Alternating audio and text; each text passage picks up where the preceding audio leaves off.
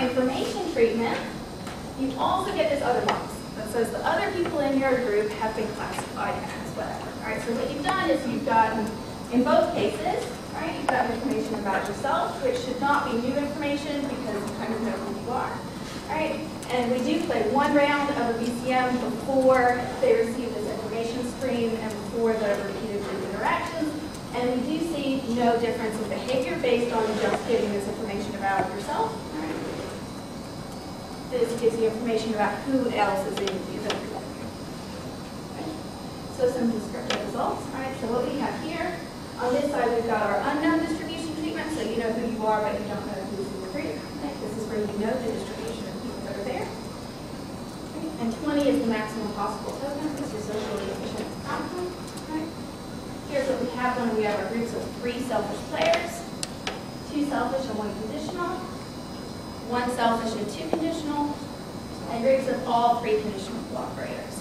Okay, so you do see that though those small and with our numbers not statistically significant, you get this kind of general step function, right, where you have slightly higher contributions when you have more conditional cooperators in the group, but where you see a strong positive effect is when you have 3 conditional cooperators in the group and they know that they're there. So there is this interaction, at least initially, between having information about who's in the group, right, and having them all be like you and helping establish that trust that lives with us. What we have here is just kind of average contributions by round for social preference type and information treatment.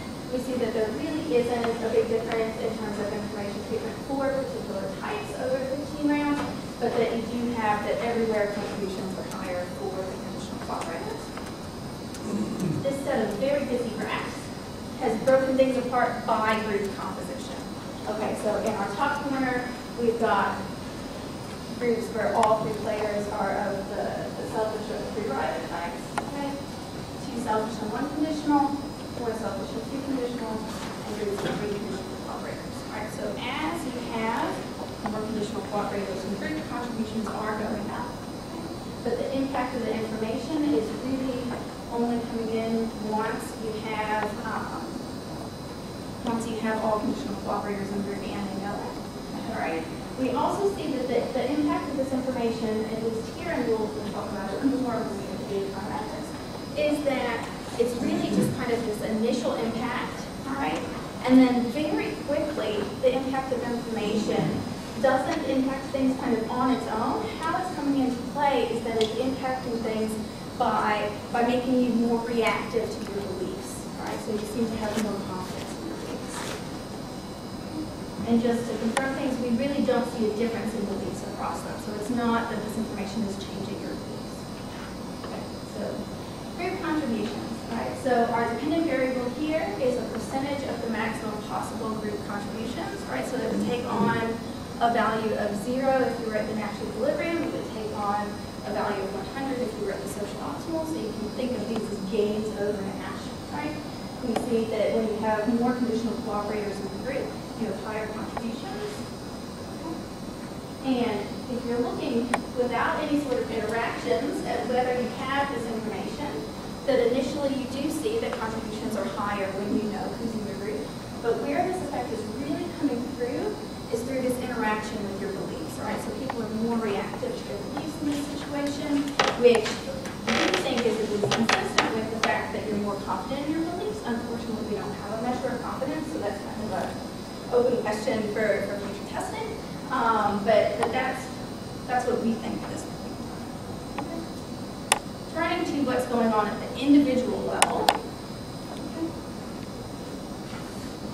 What we have here, our first pane is if you're looking just at the people who have been classified as free riders, just at the people who have been classified as conditional cooperators, and if you're looking at all of the results put together.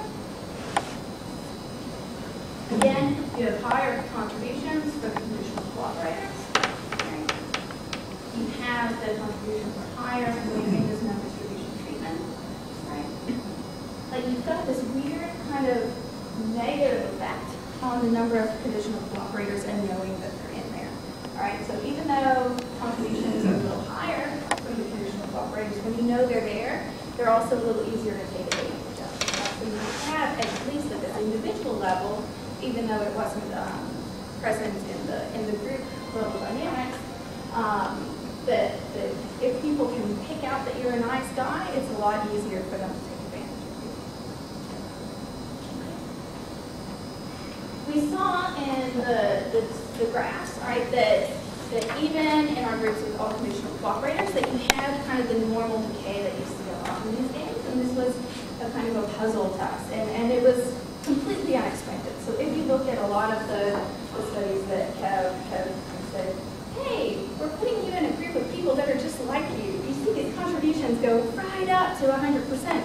And so you didn't get that. And we're like, oh no, why is that happening? So what we've done here is we've looked at kind of how people are updating when people kind of pleasantly surprise them and meet their expectations, or when people disappoint them and come in below their expectations. So what we're seeing is a much stronger reaction to these disappointments, right? So even if it's just from kind of playing around with the game and seeing more trumbles or any sort of thing, if you have any sort of deviations, right? If people are reacting more strongly to disappointments than surprises, then you would get this negative behavior. And so what does it all mean, right? So the impact is a little more gradual than what we had initially anticipated. Information seems to matter a lot in these early periods, and after that it's really mattering through how you react to your beliefs rather than kind of all on its own. And we think that this is basically saying that people are more confident in their beliefs in this setting, but that's a question.